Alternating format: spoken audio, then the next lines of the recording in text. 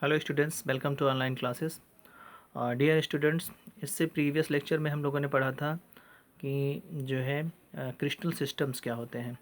तो हम लोगों ने पाया था कि अगर यूनिट सेल प्राइमिटिव हो, अगर आद्य एकक कोशिका के बारे में कंसिडर किया जाए तो उसके फलस्वरूप जो है 7 प्रकार के जो है क्रिस्टल सिस्टम निकल के आते थे, जो कि हम लोग जो है पढ़ रखे हैं। इसके बाद क्या हुआ कि एक गणितज्ञ थे फ्रांसीसी गणितज्ञ था जिनका नाम था ब्रेवे।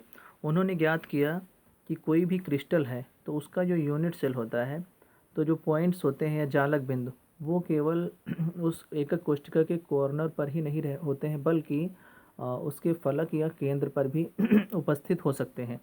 तो इस आधार पे उन्होंने बताया कि आद्य एकक कोशिकाएं और जो केंद्रित एकक कोशिकाएं जो हम लोग पहले पढ़ चुके हैं, उनको कुल मिलाकर 14 प्रकार के जो है वो क्रिस्टल जालक संभव हैं। अर्थात जो क्रिस्टलीय ठोस होते हैं उनके क्रिस्टल जालक की जो आकृतियाँ होती हैं वो तो 7 प्रकार की होती हैं, लेकिन जो उनके केंद्रित कोशिकाओं को भी अगर मिला दें तो एकक कोशिका तो उसके फलस्वरूप जो बने हुए आपके क्रिस्टल जालक होते हैं उनकी संख्या जो है वो कुल मिला के 14 होती है। तो इस प्रकार के जो 14 क्रिस्टल जालक होते हैं, इन्हीं को जो है जनरली ब्रेवे जालक कहा जाता है।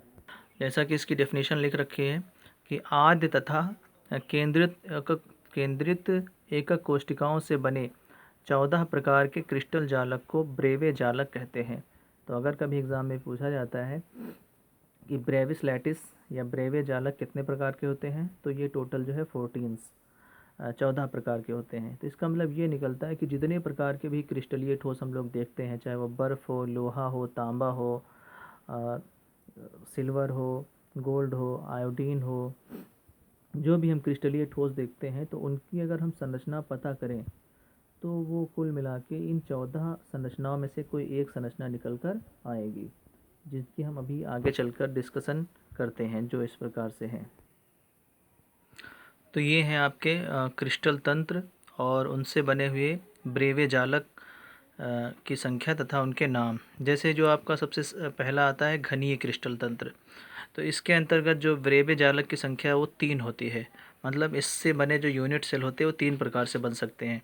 एक तो आपका प्राइमिटिव हो सकता है, 2 सेंटर्ड हो सकता है। प्राइमिटिव के अंतर्गत जो आपका आएगा सिंपल सरल घनीय, और